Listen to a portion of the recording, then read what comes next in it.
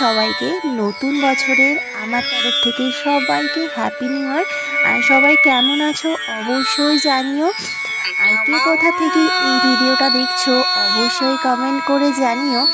আজকে যেহেতু বৃহস্পতিবার, এর জন্য সকাল সকাল ঘুম থেকে উঠে পড়েছি। দিদি ওইদিকে বিড়ি দিতে চলে গেছে, ঘর ল্যাপা উঠোন ল্যাপা আমাদের পুরো কমপ্লিট। তারপরে স্নান সেরে আমি এদিকে চলে এসেছি পুজো দিতে।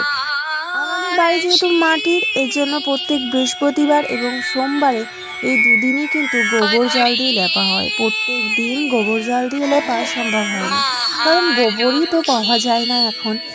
অনেকে দেখি অনলাইন থেকে গোবর অর্ডার করে, কিন্তু আমাদের বাড়ির পাশেই একজনের বাড়ির গোবর মানে গরু আছে, সেখান থেকেই গোবর নিয়ে আসি।